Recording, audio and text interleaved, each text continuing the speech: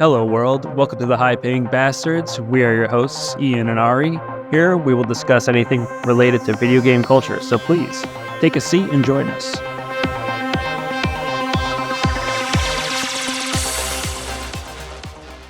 Let's go ahead and get our podcast started. Ari, happy to be here, as always. Excellent. Ian, we were just talking right before the podcast started. Let's just go ahead and continue with that particular discussion about how Sony removed digitally owned contents of its subscribers in Discovery. Yeah, and I know I've talked to you about this before. It's one of the reasons why I can't stand, quote unquote, owning digital media, right? Because you don't actually own it.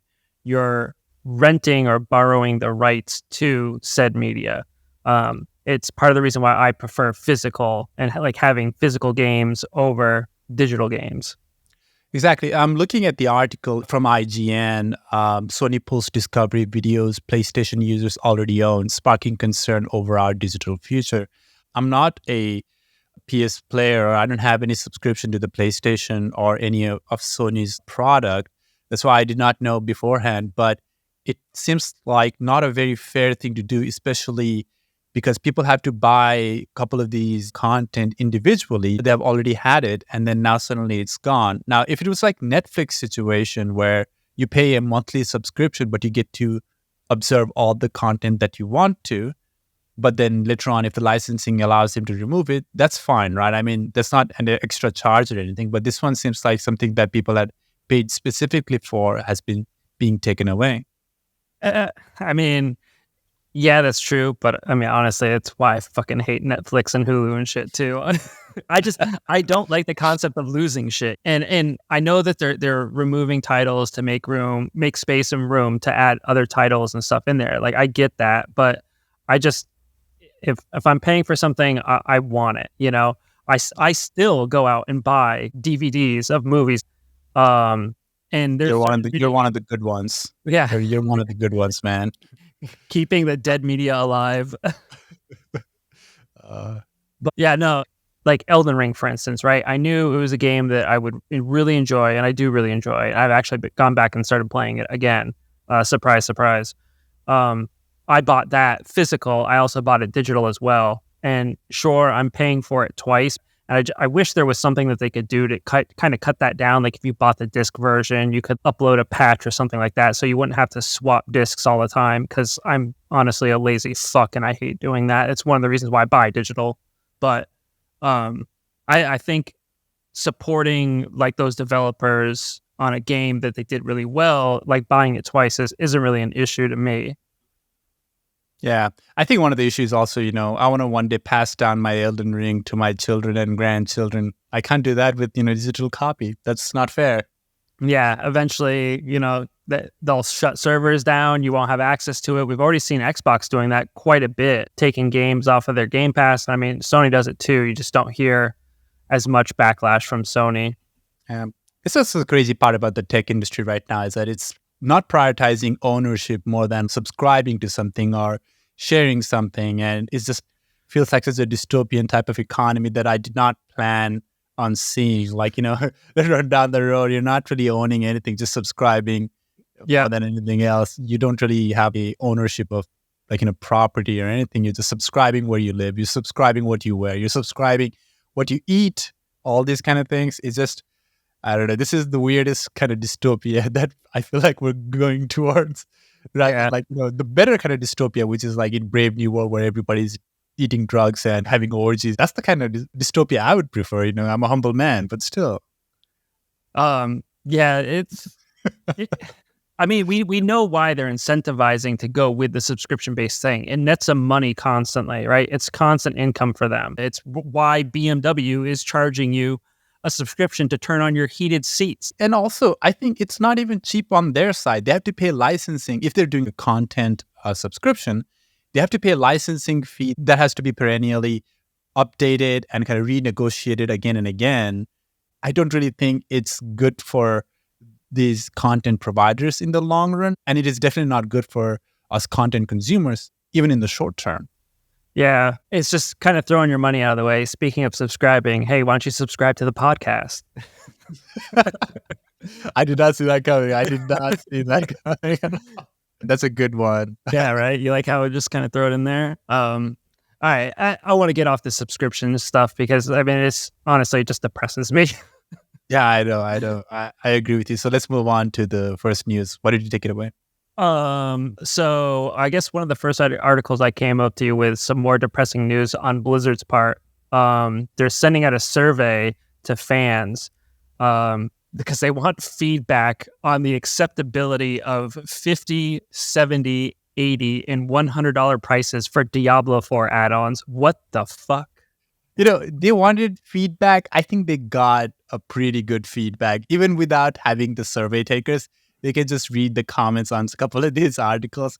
They'll have their feedback. And the overall feedback just has been negative. Yeah. It has not gone very well with people. Well, especially because the state that the Diablo 4 released in, did you play it on release, Ari? No, I did not play on the release, but I understand like they had kind of developed the game based upon the fact that they will be releasing contents using season passes. Yeah, but the problem was when it first released, it wasn't good. Why play Diablo 4 when you got Path of Exile out there? Path of Exile is a lot more intricate. And I know people like that one kind of a lot more. Diablo 4 is kind of the more simplified version of that. But it didn't hit its mark. It wasn't as good as like 3, but of course 3 took a while to get there. But this, $50, $70, $80, $100 DLC and stuff, which is going to include different amounts of the premium currency that they use for purchasing skins. I mean, so you're buying coins and shit. I mean, it's live service game. Agreed. And I think as looking to this article from the tryhardguides.com that you posted, based upon the premium that you pay, it also sounds like a couple of these $100 compared to 80 or 70 or 50 has more specific type of reward or legendary equipments and etc. that allows for a lot of players to have an edge against those who do not pay this amount. So it's basically going to us like a pay to win kind of scenario too. If this is actually true, because Blizzard has not come out and actually refuted any of these yet or have responded to what this survey was. So we don't really have their side of the story yet. Yeah, which is horse shit, as we all know. Yeah. I mean, don't they already have a negative review based upon their microtransaction that they have been doing so far? And wanting to throw something out like this, it doesn't seem like a good idea. Yeah, it seems like it's done in bad faith. I mean, Blizzard, honestly, in my own opinion, it's been going down for quite some time. And ever since Diablo Immortal, the mobile game, where, come on, guys, don't you have phones? Like, since that, and I mean, even before that, the shit's just gone downhill and everything's about monetizing for them. Yeah, I mean, Blizzard used to have expansion packs even back then. It used to have the subscription and expansion pack. But what my understanding was that back in the day, you paid $30 for like a WoW expansion pack, but it would last for about 2 years worth of content. So you could get quite a bit of, entertainment out of that $30 expansion pack without counting, of course, your, monthly subscription and stuff. That's how they used to do it. It doesn't seem like that they have their heart in the right place for releasing this shit. They had a lot of issues with Diablo 4 first came out. It was still bad even after the first season. I think from what I've been hearing, even the second and third season, which I don't know where they're at right now. I think they're on the second season, but I've heard that it's not that great. But the fourth season, which Vessel of Hatred, it looks like, is supposed to be good, which I think this is what they're trying to price out, how much they want you to pay for this Vessel of Hatred shit. So we'll see. But it's such an unnatural thing to have an expansion pack cost more than the original game itself. For sure. You can't have an expansion pack costing you about $100, while I understand it has like some premium content or whatever, but even $50, which is like, more than 2/3 of the original price of like $60 or $70. That's just like, it's like you're buying a new game, but not really. You're basically getting the same game. It's just like, rest of the game that you had already bought. That's what it feels like. Yeah. And I think that's where like my issue with it is that you're paying either for a new game or more, and all it is just an add-on to Diablo 4. So it's like, is it really worth that much content? Yeah. I mean, after all is said, again, Blizzard has not really responded to these survey rumors. So it would be kind of good to know what their response to it would be. But I've kind of scoured all over on these articles that I could find, but Blizzard themselves have not really responded anything to it. They have not confirmed whether this survey is true or not, or whether they were planning on this price mechanism, or whether the next DLC was going to have these kind of contents and etc. But or pay to win kind of structure that a lot of rumors are going around to be. So they have not really confirmed anything on that end. So it would be nice to kind of hear what their actual response is. But if they're looking for feedback from a survey, well, congratulations to them, because they definitely found a feedback and it's negative. So I hope they don't do it, because, there was a negative feedback. That's what feedback is supposed to be taken as, right? Yeah. I mean, like I said, we'll see when it comes out. So yeah, exactly. All right. Moving on then. So GameSpot just released a documentary kind of chronicling their overall experience with how CDPR has been working since the Cyberpunk 2077 was originally released back in December 2020, and what was the overall backlash. And they kind of gave what looks like a PR piece for the CD Projekt Red, and it is not a bad documentary. That's not to say it's a bad documentary, in my opinion. There are some really good parts about it that I thought was pretty interesting, but it was definitely very much, less about how consumers were reacting to the CD Projekt Red's release of original Cyberpunk 2077 versus how the internal game developers were experiencing from the backlash. So that was the original kind of intention. And also it was being shot at the background of Cyberpunk 2077 Phantom Liberty's release in September this year. Yeah, I'll be honest. I didn't get a chance to look at the whole documentary, but I did watch some of it. And from what you said, it's spot on. It seems more like a PR piece of oh, hey, we know Cyberpunk didn't release in the greatest state, but look how we're making it better and stuff, which, to be fair, they have done a lot with that game. I'm real mixed feelings with this game. Ari, I don't know about you.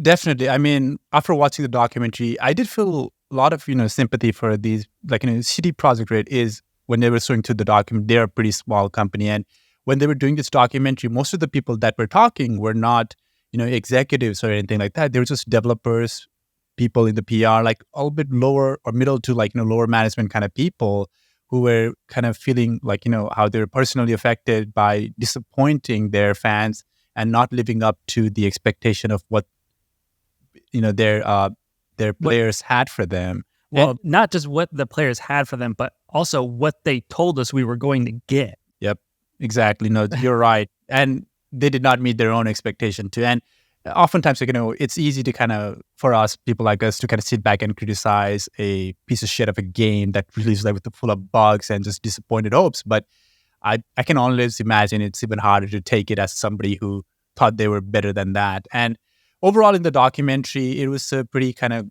fresh look in the beginning part of how they felt and what were their immediate reaction to it, how they wanted to kind of repair the whole thing and etc. And yes, overall, through patches after patches and the fact that they did not give up on fixing this game, they were able to repair it to a state where it's a lot better than it was.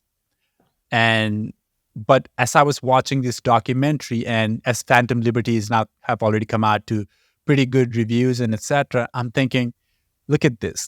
If you had actually released a proper full game in the beginning, imagine how much more of the content you would have been able to add by now. Look at the opportunity cost of having to spend all your resource in fixing a broken game versus making what a good game could have been and expanding that good game. Exactly. Right. That hits it right on the head, dude. You spent all this money, all this time now fixing it, which from the state that it was originally released in, I don't know if you've gone back to it at all, Ari, but it does feel extremely different. They reworked the whole perk tree. The perks are vastly different now. It is almost a different looking game from when especially from when it first released. I'm almost tempted to actually restart it just so I can try to learn everything that they have changed from the beginning. But I'm currently on Monster Hunter right now, so I'll get to it when I get to it. Yeah. Yeah. I mean, somebody needs to bring another like cybernetic brain in my head to make me forget what has already happened in that game and then to make me go and play it again. But I will give this game another shot, definitely a little bit down the road, not immediately, to be really honest. I'm probably going to wait a little bit longer when I have a lot more room on what I want to play and then go back to playing this game because it was a very bitter pill to swallow when it came out because this was the game that I was really waiting for. And a lot of people were waiting for it. And I'm glad that a lot of people have kind of decided to forgive and forget and try to enjoy this new experience. They're better people than I am, I'll be honest. But for me, it will take a little bit more time to go back to it. And I was also looking at the Q3 2023 earnings, that presentation that CDPR had released, and looking at like how many resources they're devoting. I think their main focus is about to switch towards The Witcher 4 more than anything else. So they'll be focusing on that, but they still have significant amount of resources still focusing on the Cyberpunk 2077 and Phantom Liberty area. But again, it's the opportunity cost for me. Like imagine if this game had come out proper and intact, how many more Phantom Liberties we could have experienced by now rather than just one. Yeah. I mean, we could have seen a lot more added to this game, but instead they had to dedicate a lot of time to fixing everything that was just screwed up with it, which is unfortunate. But I mean, I want to get back into it because I want to check it out. I love the music in it. I mean, it's one of the things that really draws me to the game. It's just the music is such a fucking banger, dude. They're all bangers in that game. It really sets the mood and just fucking gets your blood pumping, ready to, blast some heads with a shotgun. It's so dope. Like I was watching that Cyberpunk Edge Runner 2077 Edge Runner anime that is in Netflix, and that thing is really good. Like when I first watched that anime, I was like, wow, this is the world that game should have been like rather than what I got. And all the music that they use in Edge Runner is actually music from the game itself. That's like, yeah, that's like, I was like really interesting to kind of watch it. And it has so many endearing characters and etc.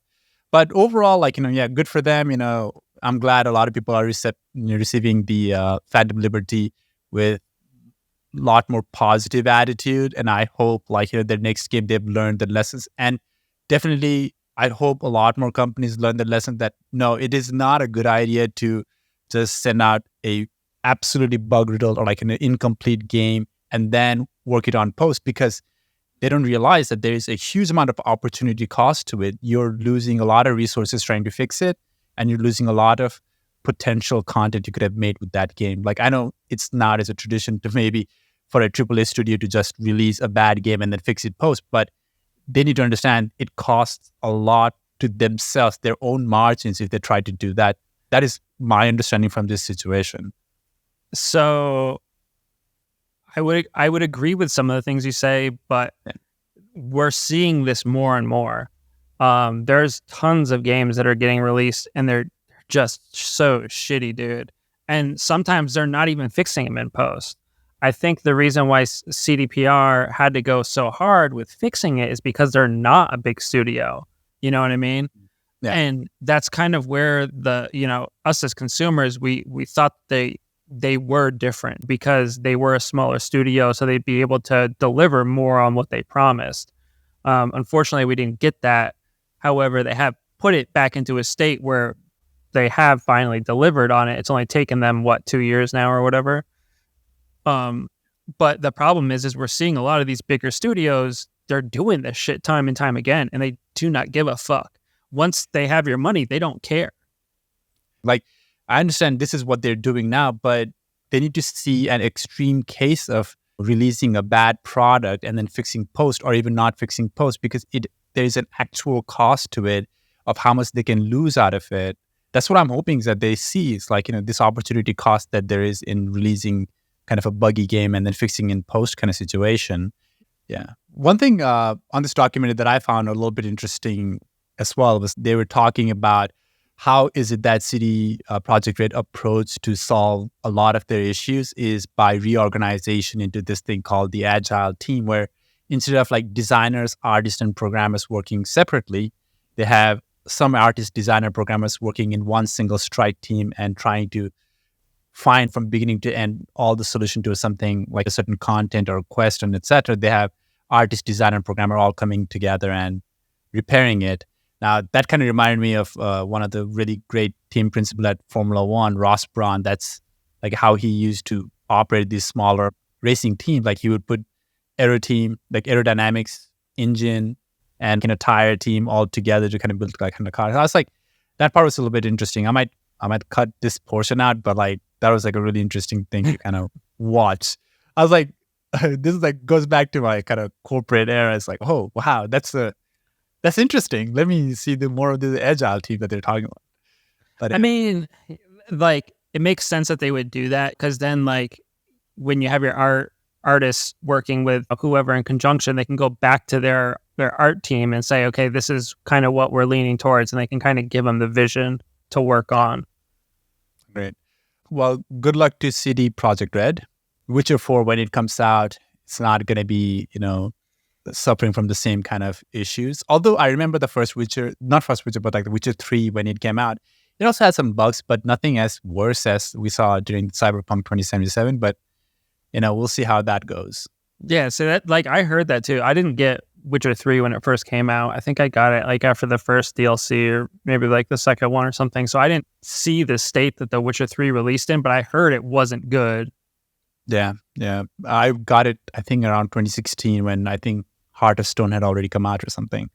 But yeah, well, we'll see how it goes, right? I mean, we're going to be here long enough, and hopefully I can forget enough of the original release of Cyberpunk 2077 so I can go back and at least give this thing a shot one more time. With that being said, giving things another shot one more time, I want to go back to talking about Dragon's Dogma, because we just had a like right after we did our episode, we had the a small gameplay video of the Dragon's Dogma 2 released, and I don't know if you had the opportunity to watch that 11-minute video. So like I said last time, I'm trying to avoid most spoilers and stuff. So I'm kind of trying to turn a blind eye. I've been seeing some things like some vocations and stuff, and but I've been trying to largely stay away from it. Why? What was it? Tell me about it. Well, I was just about to say, do you want me to delete my note that I sent to you then? Because it has a little bit of good summary of that video. But there's not really a big spoiler, except like an intro spoiler a little bit, which is like this game does not take place in Grand Cis, where we were playing the first Dragon's Dogma. It takes place in a parallel world of Vermont. And it sounds like Vermont, right? Like, but yeah, Vermont, which is again, as I said, a parallel world. So you don't have to be familiar with the first Dragon's Dogma game. I think they made it a little bit more easier for people to come back to this game that is 10 years old already. And there are some really cool things about it. They showed new bosses like a Talos, which is a giant statue that can move. They showed a new interesting vocation called Trickster, whose gameplay is more of a distant kind of a gameplay where they create illusions and stuff like that using their smoke machine. So it looked pretty cool. And overall, a couple of those locations looked very familiar, even though it's in a parallel world. Like, I did a little bit of walking around in that kind of area. Look at how good it looks in the new graphics. That was like my general feeling. It's like, oh man, I'm excited how this game is going to be. And I'm glad it's going to be coming out in just 3 months instead of me waiting for this game 10 years like, a lot of people have had to. So yeah, I'm excited about this overall game. It looks, in my opinion, fantastic. It looks, to be honest, it reminded me of like Final Fantasy a little bit. You mean like 16? Yeah, a little bit like 16. Yeah, I mean, I guess I can see it when you talk about the overall world and how the levels look. If you manage to get to watch that video, I'll say this. It's not really going to spoil too much about it story-wise. It's just kind of a good introduction to where we are now with this game kind of thing from the game studio. So it'll be nice to see, kind of exciting to see when this game comes out, what it's going to look like. Yeah, I'll take a look at it. Like I said, I don't want to get spoiled too bad, but speaking of spoilers, Do you see about the Grand Theft Auto 6 leaks? Oh yeah, the one. I'll say this. This is from the IGN article. They said Grand Theft Auto 6 leaks may have just come from a Rockstar employee's son.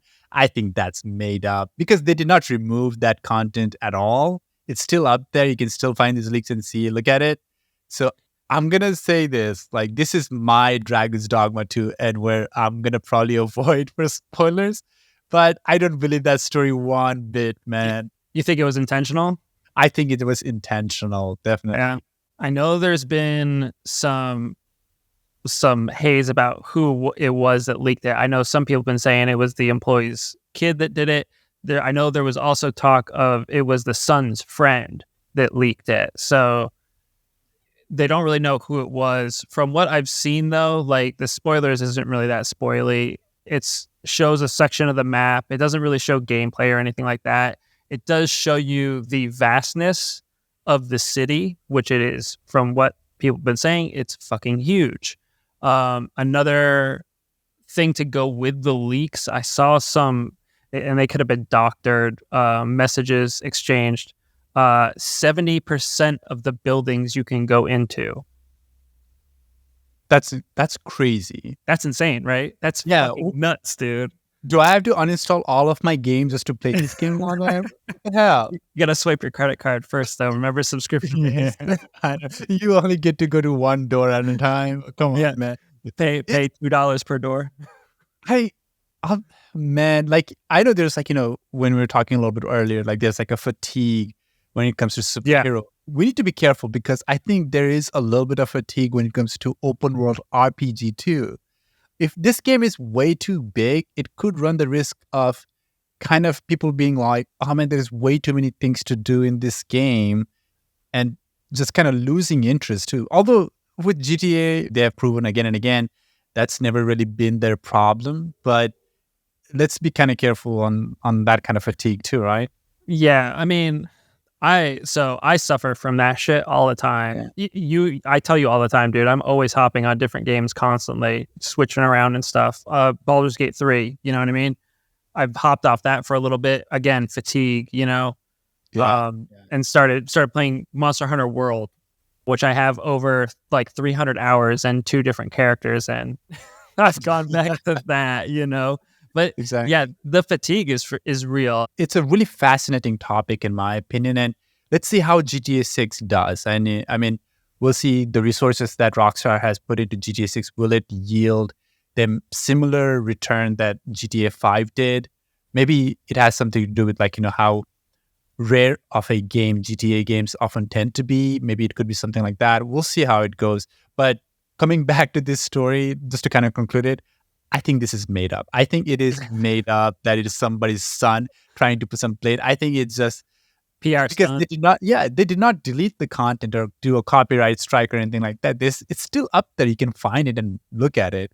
Yeah. And I think it's just to kind of gauge reaction. So I was curious because I remember seeing that they were talking about releasing a trailer, and I think they just released the trailer an hour ago for GTA 6. And I think that's part of the reason why that page is still up, that TikTok or wherever the fuck it came from, is because I think that they didn't give a shit because they were letting out this trailer soon. I knew it was this week. I couldn't remember if it was today or tomorrow. And it looks like they just dropped it an hour ago. So it's out there if you want to go check it out. Yeah. Yeah. I mean, for me, I'd have assumed that'd be more of a reason to take that down immediately because they don't want a leak to be a story of the day right before they release the trailer itself.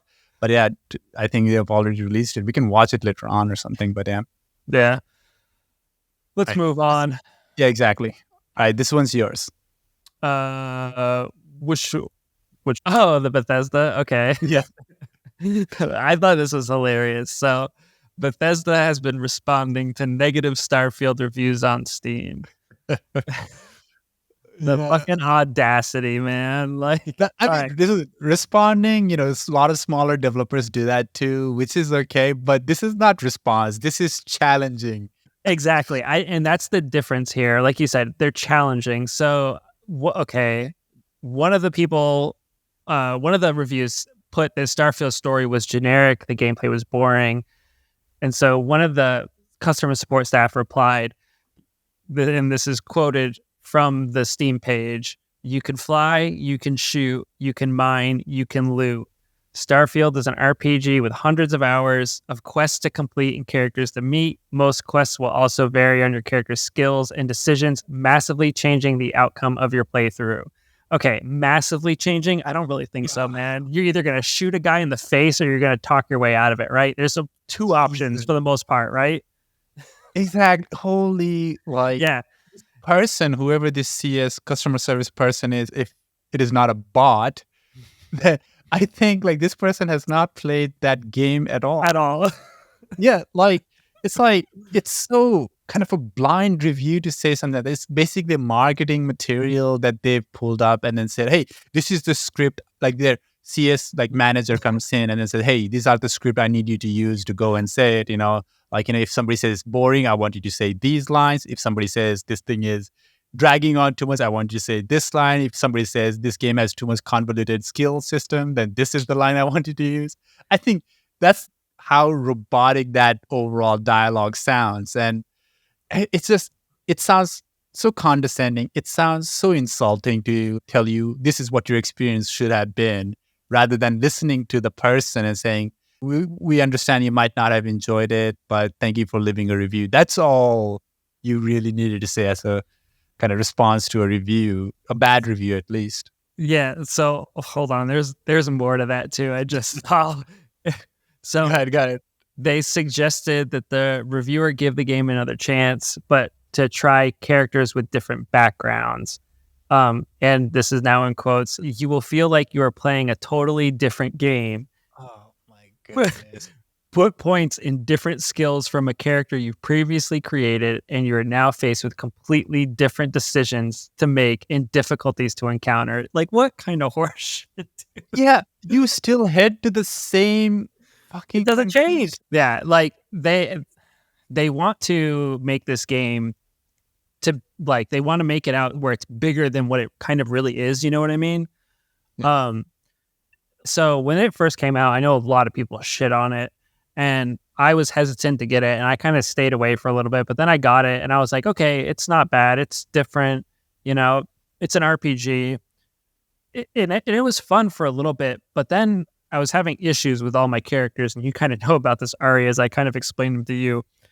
So wasn't using conventional weapons. I was trying to go first. I went like fists only, and that was a garbage playthrough because the perks you get don't even out. Eventually, the enemies are going to be way higher level, and they're going to be doing way more damage than I can get in and actually kill them. So then I went melee, same concept there, because you can't really change your melee weapons at all like you can with like your guns and stuff. You can't mod them out.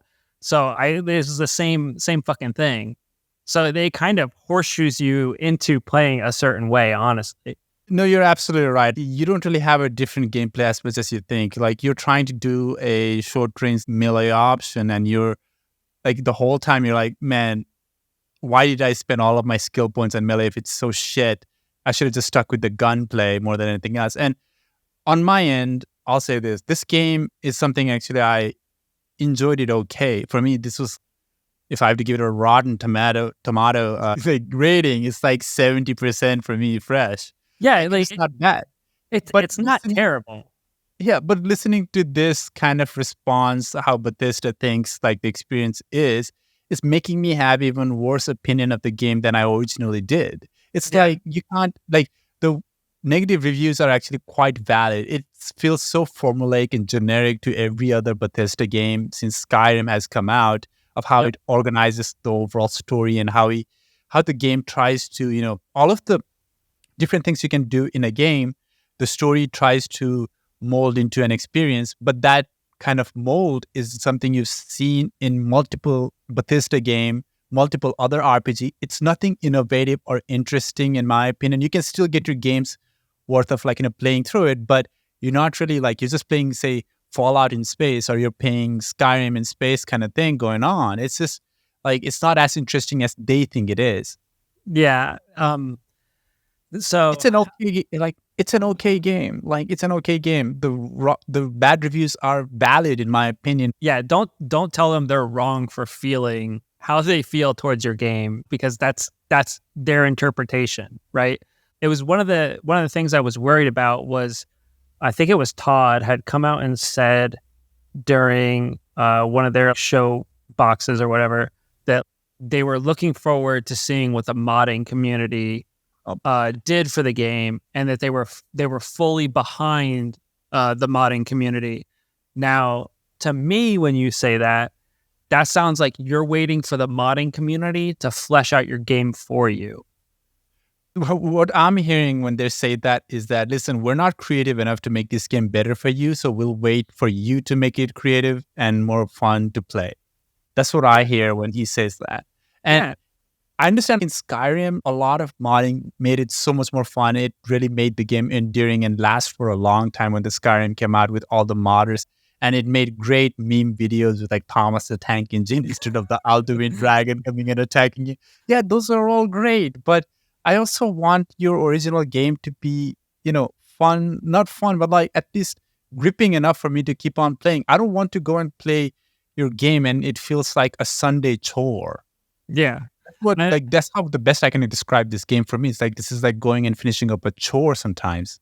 Yeah, definitely. I know Fallout 4 kind of had a similar kind of tough time starting out, but really, like, when you go back and play Fallout 4, you do kind of appreciate the game a little bit more after Starfield now has come out. Like, there's a different kind of appreciation now. Well, that's the thing. Like, this is their strategy. Like, they make the next game boring so that you can enjoy the previous game that they released. Like Fallout 76 is now fun to play because compared to Starfield, it's a lot more fleshed out. Now, next time they're going to come out with the Elder Scrolls 6, and we're going to be like, oh, at least Starfield was more enjoyable compared to this. And each time it's just cumulatively going down and down and down in quality. Yeah. It's just like, I don't know. First of all, going back to this article, it's a bad way to respond. All they should have said is that we apologize. We feel like, we're sorry that you have not enjoyed the game as much. There are some value to playing it again. Hopefully you can find a different path. Can do like a simple kind of response to it. That's all they needed to do instead of this condescending reply that they're giving all the time. But because there are people who actually enjoy this game quite a bit, like this guy, on Twitter at Nico Miller, he played this game like 33 times, altogether. And then it was just a kind of a recent story out on IGN, like him kind of letting it know on the Twitter as well, that on his 33rd gameplay, he finally goes into the Constellation headquarters in the beginning, and he finally runs into himself from another universe. Yeah, from the first universe, handing over the artifact. Yeah, so I was like, yeah, see, that's a really interesting part. That's like, but it took him 34 playthroughs to fucking get there. But I think that's more of a permutation thing. You could run into that scenario maybe third, fourth, or fifth time. It's just on his end, it went to 33rd time. I think that's what a lot of people are saying. Is like, 33rd is such an unusual number. It could have happened at any moment. You could play like 66 times and still not run into yourself. Yeah. Like, there's a really interesting, and it's also your character with full voice and everything else that you chose in the beginning of your character creation and everything too. So it's pretty interesting. And you can recruit that person, yourself, to kind of play with you. So like, there are people who still enjoy this game, and there's plenty to enjoy about it. But when people have negative review regarding it, like, don't tell them that they're wrong about their review or that they're not justified for that review. It's such a bad PR. Yeah, it's a bad move for sure. Yeah. So moving on from that, Bathesda news, I just wanted to touch this quickly. Have you had the opportunity to see the trailer for the new Fallout TV show? I have not. What is it streaming on? It's going to be streaming on Amazon Prime. So on the trailer, it says, from the people who brought you The Boys and 2-day free shipping. Get the fuck out. Get the fuck out. They really said that? That's fucking ridiculous, dude. To give you a quick second. So I saw a screenshot or something where it looked like some guy was like a Cyclops, and someone was asking like, why is this Cyclops here, or some shit like that. Yeah, basically, I think it's probably some mutant or etc. But it has. Do you know who Walton Goggin is? No, I don't think so. If you look at his face, I think you'll recognize him. But Walton Goggin is, in my opinion, one of the best actors working right now. And if I remember, what is a good one that he was in? Do you know the show Justified? Oh, yeah. I see him now. Yeah. He's the villain in the Walton Goggin, isn't it? He's a ghoul in here wearing a cowboy hat. So like, he has a pretty decent kind of like, some of these actors that they have here are really, really good. Yeah, it says right there, and the studio behind The Boys and free 2-day shipping. God, they do that shit. It looks really good. I mean, overall, the CGI and everything else looks good. The reason I wanted to kind of talk about this one is because I feel overall Hollywood is kind of starting to figure out how to do video game adaptation properly. Correctly, right? Yeah. So like it's less about making fun of people who play video game, in my opinion, which is how they've approached most of the video game movies, to actually looking at the story and then trying to put a narrative in there. So we're looking at The Last of Us Season 1. It uses a lot of the story beats from the game itself, but overall, it's still a really enjoyable experience. And then you have, even movies like Detective Pikachu, or you have like, this Fallout kind of looking pretty good on the trailer side. I think they're figuring out how to do this video game adaptation much better than how we have experienced in the past. Yeah, hopefully we won't get too many more Doom movies or like fucking the Resident Evil 3 or whatever the fuck. Yeah, it's so weird because like in that movie, that was probably one of my more favorite Rock performance because he doesn't act like how he does today, right? Like yeah. Hero. He's like a villain on that one. It's like, yeah, this guy trying to show his range. That's pretty cool because Rock comes from the Attitude Era of WWE. Like that's when you have a lot of anti-heroes like Stone Cold Steve Austin. Exactly. Maybe. But like that Attitude Era, he's supposed to be more villain-like, but now he just plays the same Rock hero kind of character everywhere. Macho, muscle, rip gun. Never loses a fight kind of character, unless it is to save a woman's life, of course. What a crap of a thing to happen to action. Yeah. But so like you were saying now, like it seems like Hollywood is actually starting to get the fucking hint, at least. Exactly. Yeah. They're starting to turn that corner where we can actually start getting some decent stuff. I mean, we have The Witcher, which was really good. Hopefully it continues to be good in the next season without Henry Cavill. This Fallout TV series, hopefully that's good. I don't have Amazon Prime, so I probably won't watch it, but maybe I'll pirate it or something, sail some seas, That's not what he meant. If anybody's listening, he's not trying to implicate himself to an No. I don't activity. I don't condone those actions.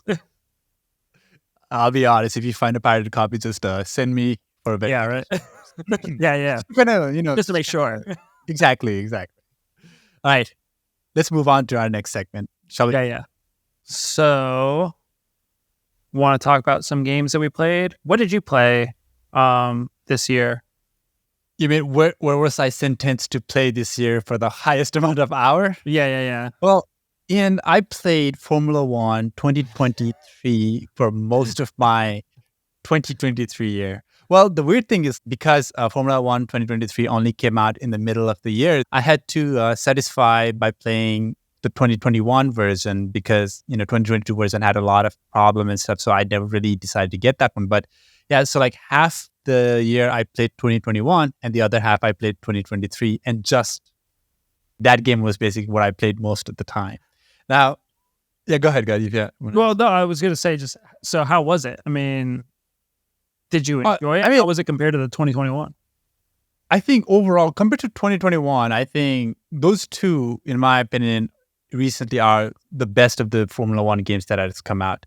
So right now, starting from 2022, it was EA that was producing the Formula 1 game. Before that, it was a company called Codemasters. They got bought by EA and they started publishing this game under EA afterwards. Now, 2023, the interesting part about it is that I decided to play it in a different kind of manner. I decided to play based upon what the actual Formula One World Championship season schedule was. So if there was a race in Canada, I was basically playing only the Canada track for that week. And then I would play the Canada race, the full length race, which is about 1.5 hour long. And then I'd play it. And then basically after that run is done, the race weekend is done, I'd move on to like a different race weekend coming up. So that's how I managed to play. And that's why it probably consumed the highest amount of hours that I had. So kind of like perfecting each track in the week leading up to the actual race day. Basically, yeah. So like I have this, so I play with Logitech racing wheel, and I definitely recommend if somebody wants to play this kind of racing game like Formula One at least, is to get a cheap racing wheel and try to learn how to use it. It definitely heightens up the overall gameplay experience in my opinion. If I try to go back to my controller, I'm going to probably just lose traction every single time and run into the wall. So, but like with a proper racing wheel and pedal, which is what I use, it just makes your time fly away really fast. Like you're just doing the same lap after lap, but it never feels like you're wasting any time at all. It's definitely a very entertaining game for me. You have like more control over your vehicle and stuff, right? Yeah, definitely. Like one thing about this sim racing, which is what I started getting into starting last year, was that you kind of learn how to kind of drive this car. So in your first few laps, it is very difficult to really make sure that, am I pressing the accelerator right now? Am I pressing the brake right now? You're so cognizant about what you're doing with your body. But after you play like about 300 or so hours, it becomes it becomes a lot more natural. It feels like, okay, I need to kind of do trail braking, which is an actual skill that you learn while driving an actual car, or you can learn how to kind of slowly use the accelerator rather than pushing it in like a lot of arcade kind of game. Yeah, just like mashing on it. Exactly. There's a lot of reward to like learning how to play on the wheel and playing the game like Formula One 2023. Now, one of the thing about it is that this is not an actual racing sim. It's a little bit more arcadey than actual racing sims like R Factor 2 or Assetto Corsa. Yeah. But it gives you a really good experience of what Formula One exactly is. I gotcha. I did not play Formula One. Surprise, surprise. I'm not huge on the racing games. I do like mine really arcadey. I will fuck around with some like Need for Speed or something like that. Mine this past year was Everspace 1 and 2, kind of both of them combined. You know what I mean? Yeah, I know. Like I played Everspace 1 and I really enjoyed that game, but I never really caught up with the Everspace 2. But I remember like it was, what is the story about? It's like clones or something like that. Yeah. So the 1 and 2 are really different, right? 1 is a kind of roguelike. And like you said, the story is based on clones. You play as a clone, you die, you get born in as another clone. So that's kind of how the roguelike element is tied into it. So you like go through, you're trying to find the base where the original main character is. That's kind of like the whole story. Once you get to the end, you find the base, you find the main character. Basically, spoiler alert, the main character has like the sickness or whatever the fuck. And the sickness. He's got the stink. Yeah, it's kind of weird. I remember when I was playing Everspace 1, and now I remember a kind of a weird part about it is that when I played Everspace 1 and I got to the portion where I ran into my original body and he dies, right? I thought for some reason that was the end of the game. Yeah, no, it's not. Yeah, it's not. I thought that was the end of the game because Seth Nobu, your antagonist for the first game, you kind of kill him in that right before you enter the your medical bay where your original body is. And I thought for some reason like that was the end of the game, because after that I was supposed to go around hunting for DNA fragments, but I thought that was just like a post-game kind of mission. So I put it down and then I stopped playing Everspace 1 for a long time. I thought I reached the end of the game. And later on somebody told me, didn't you get to fight the fleet? Like the giant ship, you didn't fight that? I was like, I have no fucking idea what you're talking about. Like, what giant ship? And then I went back and played the game, and then I was like, oh, that giant ship. Now I get it. Yeah, so I didn't get to that point either. I kind of stopped playing it as well when it started to collect the DNA fragments and stuff. Ian, that giant ship battle is the best. Is it? Yeah, it is. It is definitely a lot more different than the battle you do with your other kind of space outlaws or Okar or Seth Nobu and stuff. It's a different kind of a big boss battle. It's would you want to go reinstall this game and play that one? I still have it. I didn't uninstall it because it's on my external. So I mean, I can go pop it in whenever. Yeah. But so, what made you want to play Everspace? Because this is a pretty old game, right? It came out in 2017, the first one at least. Yeah. I mean, honestly, so I don't like racing games all that much, but I do enjoy flying games. Warning, if you get motion sickness, it will fuck your shit up because you are upside down and right side up and left and right and all over the place. But I enjoy that kind of shit. I will get drunk and fucking just fly around in a spaceship shooting shit down like a cowboy. It is so fun. Dude, what are you talking about? If you really like motion sickness, you should definitely play racing games. You don't give you motion sickness. Like, I'm planning on kind of getting good enough in F1 that I can buy a VR set and then put that on and play it. Because a lot of the newer Formula One game can actually support VR headset, and you can actually learn how to, look to the corner before turning it, like, and aim for the corner with your actual head rather than just looking on my screen. Like, you'll get your motion sickness if you join me here with me a racing game, dude. I mean, so that's a dope way to use VR, by the way. Like, yeah, that's the best way. That's the only way, in my opinion, right? Like, most of it to me is just like gimmick stuff, but like a racing sim, or even just like an arcade one, whatever, in VR, or a flying game too. Yeah, flying game too. But that's kind of so. I played the first one, Everspace, and I enjoyed it too a lot. Oh, I think what got me into Everspace was because I played that game Chorvis. Oh yeah, Chorvis. No, it's Chorus. Chorus. Right? Yeah. No, Chorvis is just what you tricked me into thinking the name of the game was. It's actually Chorus. Chorus. The V is pronounced like a U. Yeah. Like in medieval English or something. So I picked up that one, Chorus, because it was on sale or whatever. And like I said, I've always kind of liked those games. And I played that one for a bit and I enjoyed it. It was okay. I still got to go back to it. But then I think you were telling me about Everspace 1. Everspace, yeah. And yeah, because I'm pretty sure you were the one that told me about it. And you told me the second one was coming out soon. And I was like, well, shit, I got to try this out. Because I like roguelikes as well. I'm terrible at them. I fucking suck. But I do enjoy playing them. Have you ever played any other kind of shooter fight games? Yeah, Ace Combat. Ace Combat, yeah. Like, what did you think about those games compared to Everspace? So that's a very loaded question, right? Yeah, I mean, they play really similar, honestly.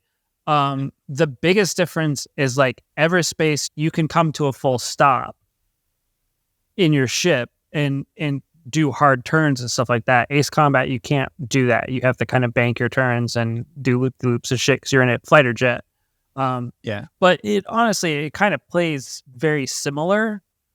There's more control in, I feel like, Ace Combat, but they've been doing this, the Ace Combat series, I think it's like 16. I think it's like Ace Combat 16 or something like that. Is the last one. Or no, excuse me, 7. Ace Combat. Yeah, the 7th one where they had that fake dog or something. Yeah. Like that. There's a name of that. I wonder, because they had PSP games and stuff like that. So I wonder if those ones are counted as well or not. But I mean, they play very similar. I feel like you have more control over your vehicle in Ace Combat as far as like your loadout and stuff, because you have to be mindful of what you can and can't take with weight and stuff. Everspace, you just pick something and you go with it, right? In the first one, at least. The second one is really different. Let me jump into that real quick. So Everspace 2, it is not a roguelike at all. They completely changed the gameplay in the second one. And I think that's why a lot of people didn't necessarily like it too much, was because they really moved away from like a roguelike game. And it's more of just like you're a character now, but you have way more ships to choose from. So the first one, you only have 3 ships to choose from. This one, you have a ton of different ships, but the ships are kind of designated to certain things. So like you'll have a ship that has drones, and you just send out like 8 drones at things and they just shoot everything for you. And I fucking love that ship so much.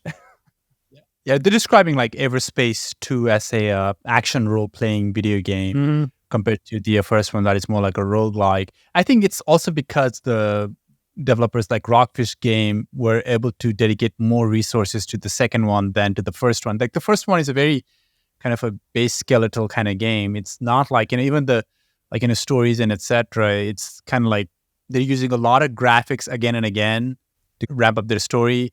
And usually like most of the story happens in a space which is not exactly like somewhere you can travel. Is just a base staging area for like a kind of a combat situations. But like the planets and everything else you see is more like a kind of a graphics that are like painted graphics or something. You can't really get to the planet or a galaxy. But in Everspace 2, I think you can visit planets. You can kind of fight inside the planet and can have a lot more detailed missions too. Yeah, the first one is definitely, like you said, it's more bare bones for sure. The second one, yeah, you can't go to, I don't think you can go to every planet. You might be able to, but you can go to some planets. And they have like some bases there, and there's like a couple ships flying around you can take out, dogfight with, stuff like that. They definitely had a bigger budget in the second one for sure. Do you think then, like, jumping back to when you're comparing the Everspace with Ace Combat, do you feel like the Everspace 1 or 2 is less like a space flight simulation than like Ace Combat is for flight simulation itself? Yeah, Everspace is definitely more arcadey. Yeah. But I mean, even Ace Combat is definitely arcadey too. It's hard to compare those to like a simulation where like, I think War Thunder is more simulation. Oh, yeah. I always thought that was like a World of Tanks kind of game. I don't know if it's real or not. Yeah, so, okay, here's a throwback for you. I played this game called, I think it was, wasn't War Thunder. What was it? There was a game on PC that you played it as a A22 Warthog, and that one, it was an A10 Warthog. Do you know what that one is, Ari? No, not at all. The A10 Thunderbolt 2. I've only heard it in like a couple of the Ukraine-Russian war like thread. Somebody suggesting let's just send Ukraine the A10 Warthog. That's the only time I've ever heard of it. Yeah, the A10 Warthog's like my favorite fucking plane. It's such a beat. I'll look at that. Yeah, I'm looking it up right now. Yeah, it's a nasty son of a bitch, dude. When you hear the minigun on the front wind up and start letting go, it's fucking so clean.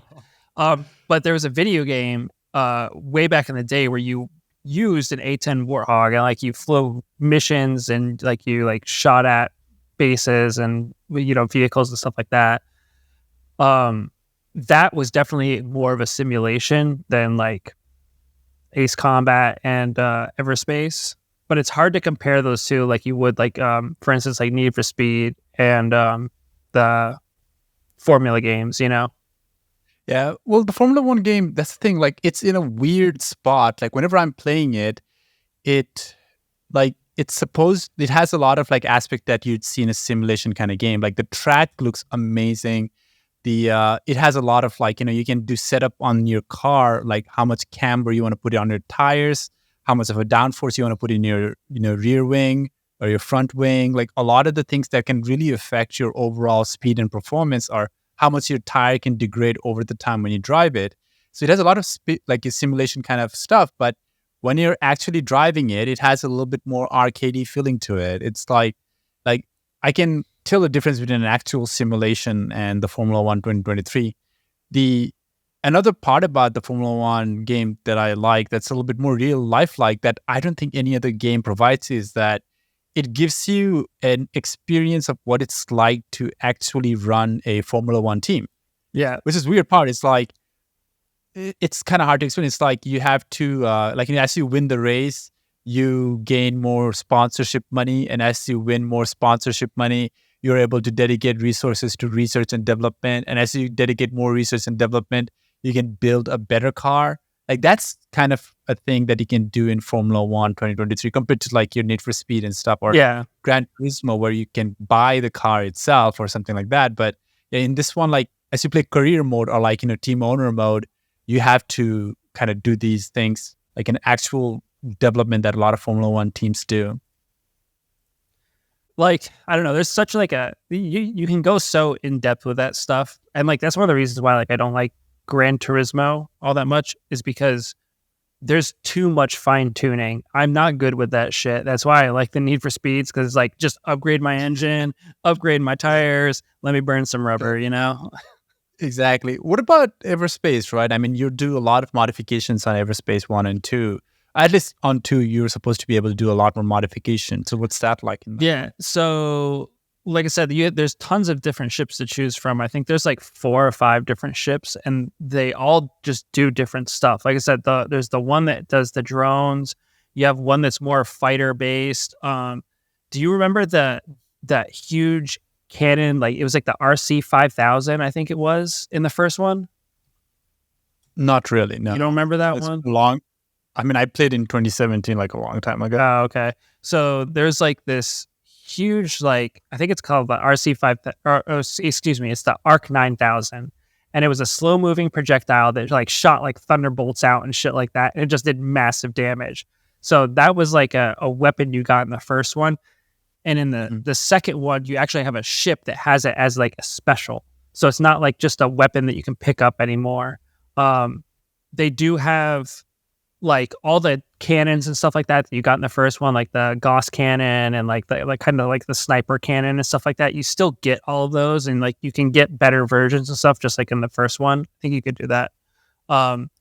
But this one, it's more like so you have ships that are like better at maneuverability. You have ships that are better at fighting. And it's like, there's also cargo space too. Like you could just be a space trucker if you want, and just fucking just truck around fucking shit from like solar system to solar system. Is that something tells me that's what you Maybe. That's what you choose, Maybe. right? I'm like, I know that's what you did for Starfield. You just chose like the biggest Econo Hall. The biggest ship. Yeah, the biggest ship. Yeah. Oh, man. I mean, maybe I did. Are you saying you want to look at my save file? Yeah, that's exactly what I did. Right, exactly. Because like I was thinking about it, I wonder what Ian's actual spaceship would have been like. It's probably gonna be like a GMC kind of big one with like tricked out sound system in the back instead of like putting in all their cargo. It's just like your real car or something. Yeah, I assumed like you'd go for like Econo Hall even in the Everspace game. I don't know why I like doing that shit so much, but I fucking love it, dude. Give me like a ton of cargo room and let me haul some shit to different solar systems. Oh man, that's the like, if you're having a lot of weight, does it affect your overall gameplay? No. It's not that in depth. Like you can load that bitch up, and it's the ship itself. So like your bulkier fighter class ships are going to turn a lot worse than like the smaller ships that are kind of made for zipping around and stuff. Also, That's pretty good. The A10 game I was talking about back in the day, it's called Silent Thunder A10 Tank Killer 2. Came out in 96. Jeez, man. Yeah, I used to play that shit all the time. I loved it. I always crashed my plane right into the ground, but I fucking love that shit. Silent Thunder. Yeah. Oh man. I'm looking up this game. Jeez. 4.7 out of 5 by my abandonware. Yeah. Dude, like, look at the scores, man. 86 out of 100 for PC Joker. GameSpot, 85 out of 100. Gameplay, 84 out of 100. Like, oh man, those are decent scores. You have to, you have to kind of dust off this game if you ever find it again. Mm-hmm. It was a hell of fun though. I enjoyed it. Are you gonna play more of the Formula 2023? Well, the thing is, like, the 2023 season's over. Like, the actual Formula 1 season is done. There's no more new tracks to play in. So I think the next season, 2024, is going to start in March 2024. So when it starts, I think what I'm going to do is that I'll play the first half of the year 2023 again, doing the same track on the same weekend kind of thing. Same method. Exactly. So I'll play the first race is like say Bahrain. I'll be playing and practicing on Bahrain circuit until then, and then I'll do a full race, which is like an actual full race is an hour and a half minute or so. Sometimes like when I'm playing these games for that long, like holy shit, my whole body sweats. Like I'm sweating through it. Like I try not to take a break so that I could go and go to a bathroom or something. No, I hold it on to it, and I'm just sweating from like my head, from my fucking tits. It's just like I need to go change my pants sometimes. It's just so like intense. Like I can't really explain it how it is. I was gonna say it's not like playing any other game. That sounds fucking intense, man. I don't know if I'd be able to handle that. Like, I'm not kidding. You can usually play this. Most people played in a kind of either 5-lap kind of shootout or like 16-lap or 25-lap kind of medium game. Now you want to go full hog, like, from beginning to end. You have to do like at least 1 or 2 pit stop with multiple different types of tire. And in this game, like what will happen is that your tires, they degrade in real time. So like if you have been really, like if you're doing a full race, Ian, what could happen is that if you've just been kind of too liberal with your accelerator every single corner you take, by the end of the race, you run out of fuel. Yeah. Like you could actually run out of fuel. You actually have to manage shit, basically. Exactly. You have to compromise like a little bit like a real race. It's like, if I push too hard, I'm going to lose my tire and my fuel. If I don't push hard enough, Max Verstappen's going to come and overtake me, and then I'm going to be like a chum sitting for him. And the AI in this game, like you can manage like how difficult your AI can be. And in this game, like Max Verstappen is the big boss. Like this guy, this guy with the best car is definitely the big boss in here. And one thing about Formula 1 2023 does really well is that sometimes week by week, it kind of updates where the car's performance is. So like certain week, like, your McLaren would be kind of much performing better. Like throughout the year, a lot of these teams, they do development in their car to make it faster relatively to other cars. So a McLaren car that started at the bottom of the line in the beginning of the year does an upgrade and is suddenly better than almost all of the car on the grid except for Red Bull. Then in the game, it reflects that. Like it's easier to get higher position using McLaren after that update. So like it kind of continues that kind of real-time update with the season as it goes. Yeah. So to answer your question, I'll probably be playing this 23 until the 24 game comes out, because I think it will still continue to reflect how the season goes on that 23 game. That's what I'm hoping for. You think so? I mean, you think they'll come out with a new one, or you think they'll just update 2023? They will definitely come out with a new one, in my opinion. I think as they have understood, like EA kind of has started to understand what makes this game much better. Like the 2022 was their first attempt at it, on their own, and it was not very good. The handling was really bad, but the improvement they made for 2023 was really, really good. Sometimes what also happens is that your track kind of changes, and year by year, in my opinion, what really improves is just like your overall kind of experience with the game itself. Like what you get out of a 2021 game is completely different from what you get out of 2023, even though it's like, same team, same kind of people, kind of and AI and stuff like that. For example, sorry, let me rephrase this one. One of the biggest difference between the previous iteration of Formula 1 versus the new iteration is how good the AI has become. Mm-hmm. And by how good, I mean how prone to mistake the AI is. So it's actually like real. It's like an actual, more like a person versus just like the perfect AI that we usually see in racing games.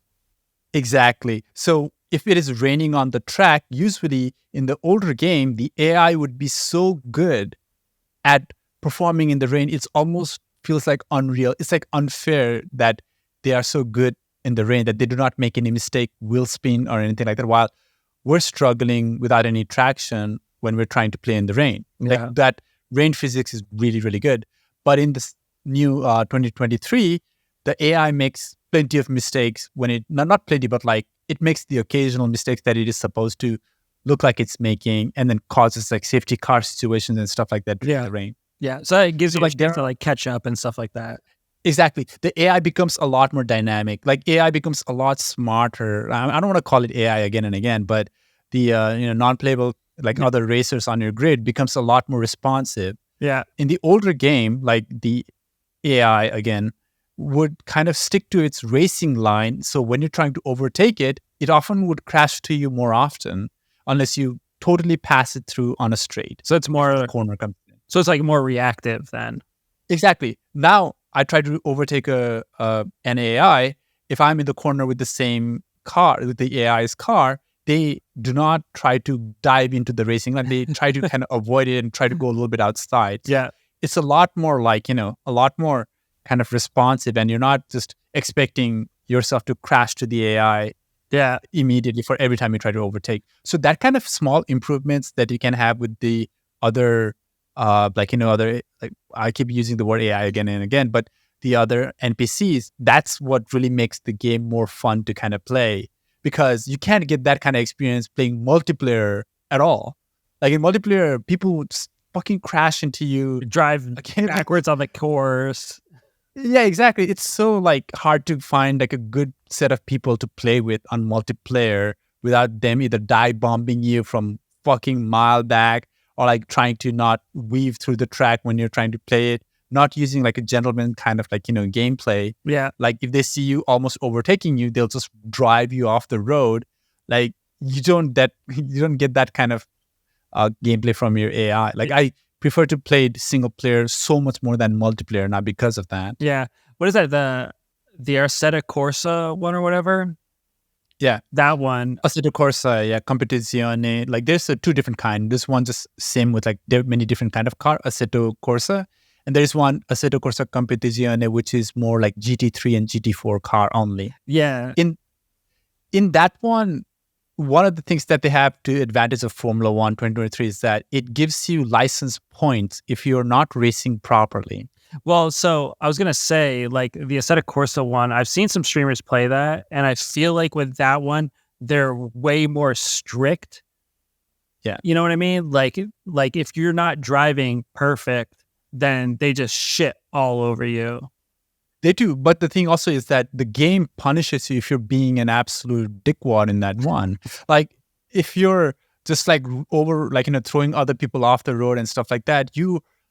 Assetto Corsa has like a licensing system. Like basically, it can give you decrease your safety rating and stuff like that. So when you're trying to find an online lobby to play with, you're not going to match with like somebody your level because you just have a terrible safety rating. Do you think Formula would benefit if they implemented something like that? Not at all. No. Because the problem is, I would say they would not benefit because, in my opinion, it's more designed to be an arcade game. Like they want more and more people to play this game. There's a reason why Assetto Corsa has not as many people as F1 2023 when it comes to the player base itself, because it is so hard to earn those skill ratings to get to that level where you can compete with some really good racers. Like you don't want that in a Formula One game that is supposed to be an EA game. Imagine like, you could only play, say, a multiplayer game like COD if you're good enough.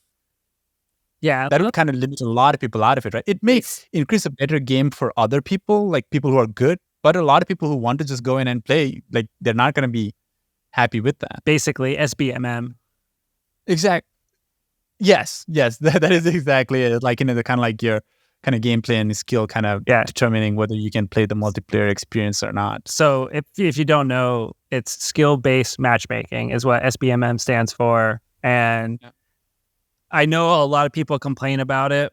A lot of streamers complain about it because it makes their streams not look good when they're actually matched with decent players that shut them down. Yeah.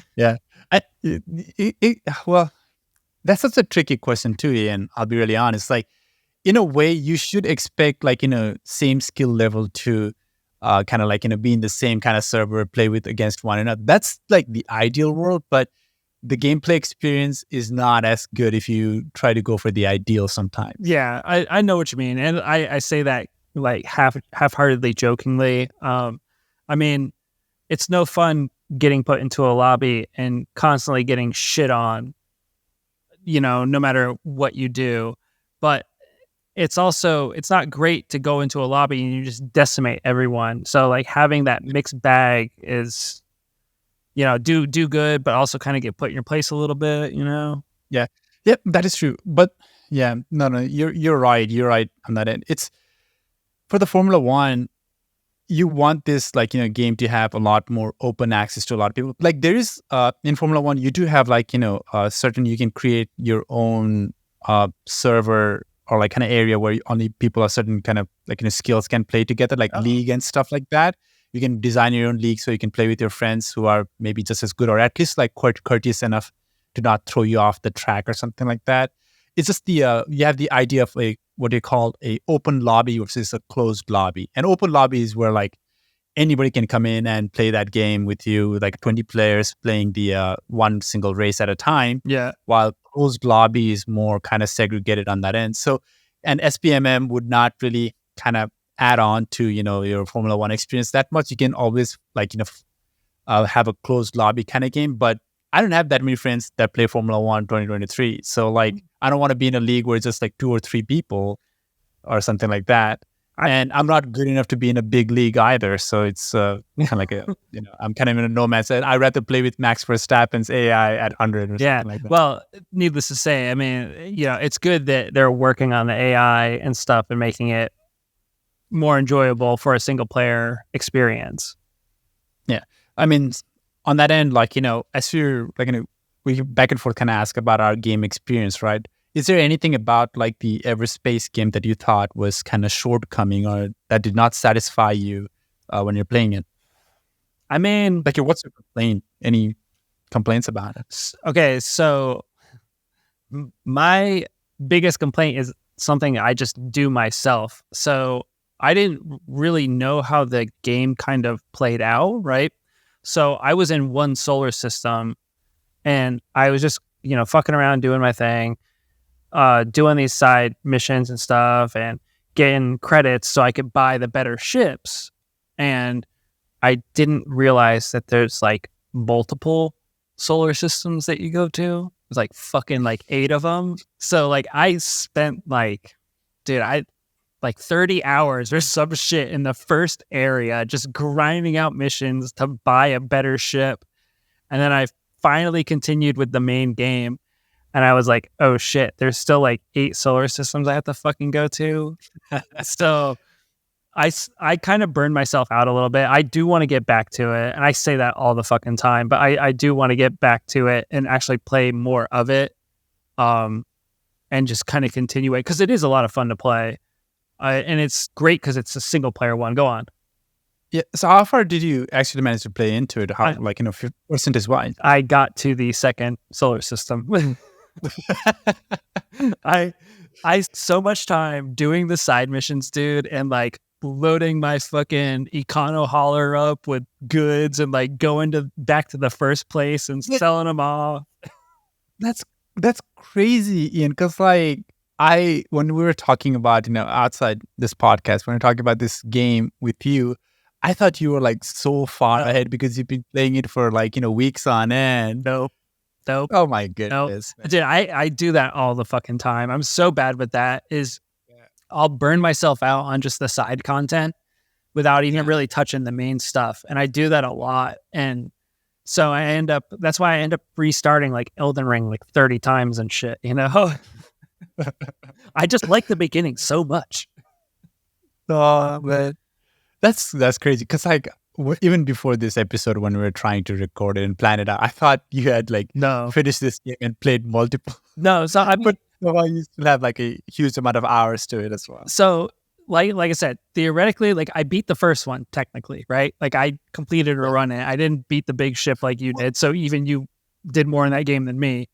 But the second one, now if I focused on the main mission and just kind of did that, I don't know how long the game is, but I'm assuming it's still probably like a 30-40 hour game if you just kind of focus on like the main mission and just kind of speed through it. But like it's fun to just fly around and shoot shit and just like get credits and try to get a better ship and try to get that Arc 9000 fucking ship and just decimate everyone in your path, I like being the drone ship and sending out 8 drones to go do my bidding and kill everyone while I just kind of sit around like a fat rat collecting out everything.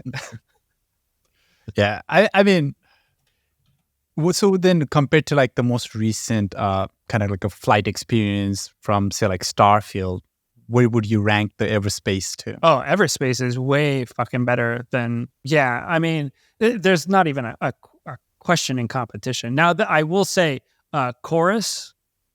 Yeah. Chorus is very Chorvis. close. Chorvis is very, very close. The flying is really tight in that game. Yeah. I just, there's something about it that I just don't really care for. And I don't know if it's like how you acquire the weapons and stuff, or like, I kind of like just choosing a ship, and that ship is kind of designated like it's a quick flyer ship that like turns invisible. That's its special. Or like you get the drones, or you get the Arc 9000 or whatever. I kind of like that a little bit more. Everspace definitely also has a advantage of having a much better story as well. I think story, I remember really liking it. I don't know what your opinion on that is.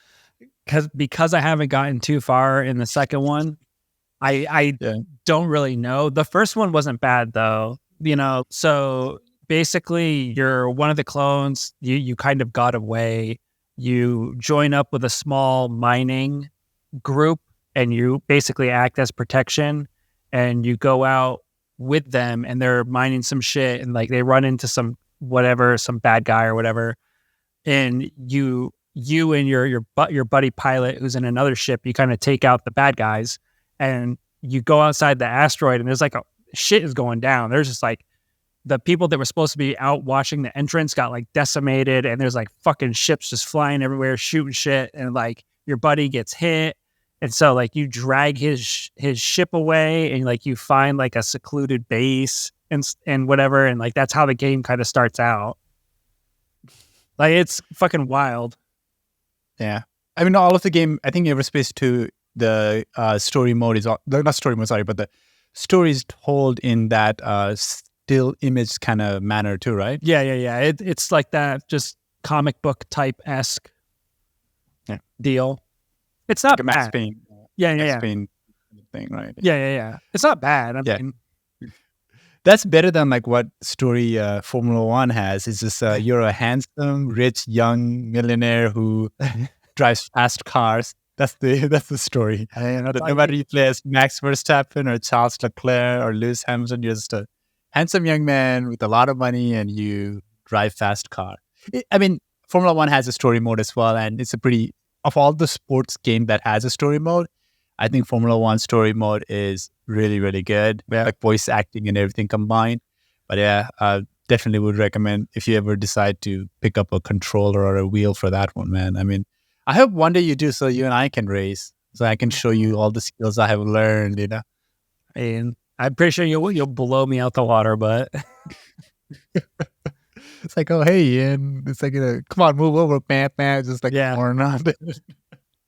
Nah, it's a quick game to kind of learn. It's not as complicated, to be really honest. But yeah, it won't give you that kind of, fun arcade feeling that you might have from like Need for Speed, definitely, but or Forza Horizon. But yeah, it's definitely a game that I've sunk a lot of hour into.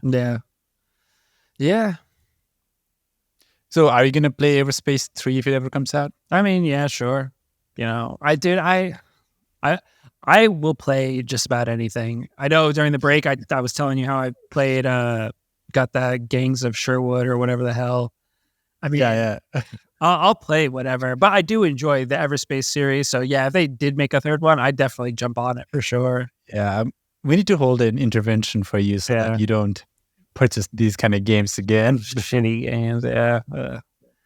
Well, at least you played it so that I don't have to play. Yeah, exactly. I don't know. We can get into that on the next podcast if you want. Hey, yeah. To be honest, like we do have to decide what other games we want to play for, upcoming other episodes and stuff. So we'll probably figure something out. Yeah. I'm looking forward to like this next episode. We'll cover the Game Awards and stuff like that. So yeah. Well, we'll cover the Game Awards and see how that one goes. Yeah. So the next one, the next podcast next week. So we got the Game Awards, on the 7th, correct? on 7th. It's on December 7th. How to watch and what to expect. How to watch on Twitch. On Twitch. Yeah. I need to create a Twitch account. No, you don't. Oh, No, you don't. oh, you don't? No, Okay. not to watch that. I used to spend so many hours on Twitch back in the day. Like I used to watch this streamer called Man vs. Game back in the day. Yeah. I wonder if he still makes it. He probably still does. Yeah. I used to watch his Ghost gameplay of Dishonored, which was a crazy thing to watch somebody try to do.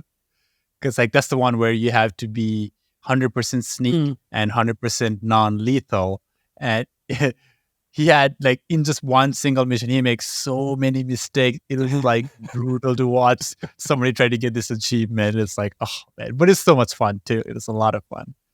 So yeah, so we will cover the Game Awards 2023 for the next week's episode. I'll watch it on Twitch and we'll see what kind of trailers, what kind of awards are being presented, what kind of festivities are being held. It'll be a pretty nice thing to cover. This will be my first time watching an award show for video games. So they're doing things a little bit differently. I don't remember what they said exactly they were doing differently, but it's going to be mostly the same. And what they usually do is they'll show a lot of trailers too. So I think we're going to see a lot of new trailers, which will be fantastic. I think, like I said last podcast, I think we're going to see some Death Stranding stuff. Hopefully, we'll see some Dragon's Dogma, and there's plenty more that's out there that we'll see. We probably see Helldivers 2 because that comes out early next year. So they're going to show a lot of trailers, which will be cool. I think there's going to be a lot of stuff to talk about. All right, so Ian, let's go ahead and wrap up our show. Yeah. Well, I'll start the wrap up then.